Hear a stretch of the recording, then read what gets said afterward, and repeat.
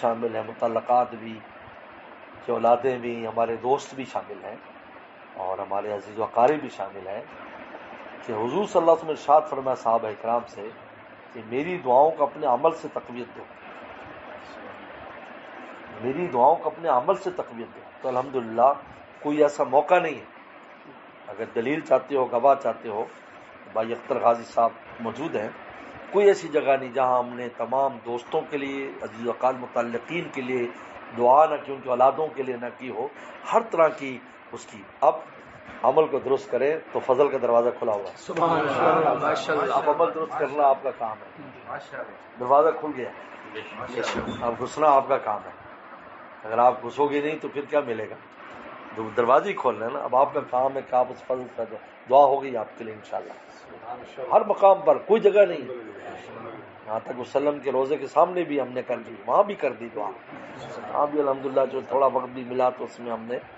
تو لہٰذا اب اس کے بعد ہمیں کام کرنا ہے، قدم اٹھانا ہے، توفیقات انتظار میں آپ کے، آپ قدم اٹھائیں توفیق سامنے آ گئی، ہم نے تقوی کے لیے، طہارت کے لیے، نیکی کے لیے، جس بھی عمل آخرت کے لیے آپ قدم اٹھائیں گے انشاءاللہ آپ کو آسانی ہوگی، رکاوٹ نہیں ہوگی، اندر رکاوٹ ہو جاتی ہے وہ ہے نہیں،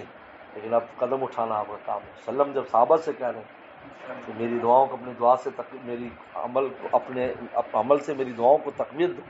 تو ہمارے لیے تو کتنا ضروری ہے بھائی، شیخ تو مانگ سکتا ہے نا، اب مانگنے کے بعد جب وہ آئے گا تو کشکول تو آپ نے لے کے جانا ہے نا، وہ کہتے ٹھیک ہے جی بھیج دو، کام ہو گیا ان کو بھیج دو، تو اب جائیں گی نا، ایسا نہیں ہے، اللہ تعالیٰ ایسے مستغنی کو بھی عطا نہیں کرتے، انتم الفقراء، تم تو فقیر، رجسٹرڈ فقیر ہو، اب کشکول لے کر، یعنی اعمال کی کشکول لے کر ہمیں حاضر ہونا ہے، ہمارے لیے دعا کر دی انہوں نے، انشاءاللہ قبول ہی قبول ہے، ہر اہم موقع پر کوئی موقع چھوڑا نہیں، الحمدللہ کوئی ایسا موقع نہیں جہاں دعا نہیں۔ یہی میرے شیخ نے فرمایا تھا کہ جو اپنے متعلقین اور دوستوں اور ان کے لیے نہ مانگے جو شیخ، وہ شیخ بننے کے قابل نہیں ہے، اپنے لیے تو ساری دنیا مانگتی ہے، ابھی ویسے بھی مطلقاً میں نے آج بتایا کہ حاجی کو وفد قرار دیے، حدیث میں آتا ہے الحجاج وفد علی اللہ، یہ اللہ پر وفد بن کے جاتے ہیں، لہٰذا وہ جو مانگے گے ان کو ملے گا، تو ہر حاجی وفد کے طور پر جاتا ہے، تو لہذا نہ بھی مانگے تو ملتا پورے سب کے لیے، ہمارا پاکستان میں وفد جائے گا تو پورے پاکستان کے لیے آئے گا،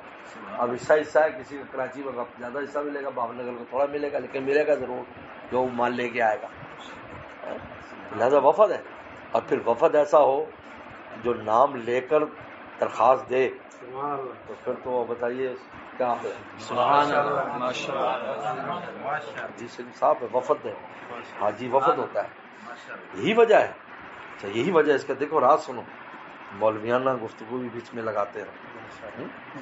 تاکہ کوئی نہ سمجھے عقیدت کی باتیں کر رہے ہیں،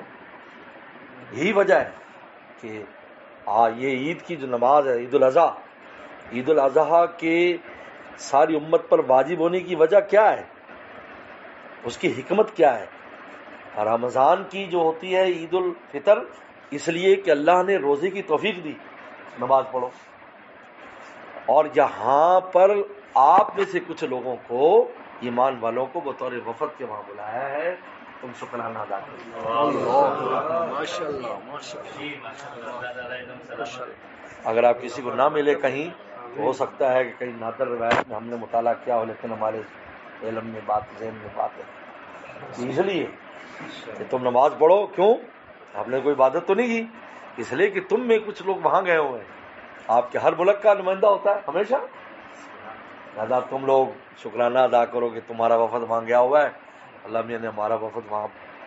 کچھ بھی نہیں ہوگا تو ایک مومن بھی ہوگا تو پوری ایمان والوں کا وفد ہے،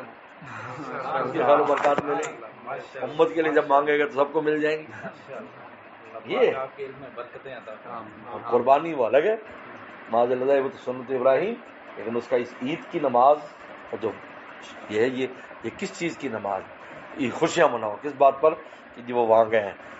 جیسے کسی کا ابا کو کہیں بلایا ہے، صدر بلایا کہ ادھر آ جاؤ بھائی تمہیں کوئی نام دینا ہے، تو پیچھے سارے اولاد خوشیاں منائے گی یا نہیں، خوشیاں منائے گی، ہمارا ابا گیا بلایا جی وہاں سے یہ لے کے آئے گا، وہ لے کے آئے گا، ہے یہ وفد واللہ اس پر بھی دلیل ہے. ہماری آہ بے سبب تو نہیں، ہمارے زخم سیاق و سباق رکھتے ہیں. لوگ ہمیں تصوف کو سمجھتے ہیں میاں سب مولویت ہے میری مولویت، لیکن آنکھ چاہیے اس آنکھ سے دیکھو ہر جگہ سمجھ میں آتا ہے، ہمیں تو ہر جگہ سمجھ میں آتا ہے. جی چلو آپ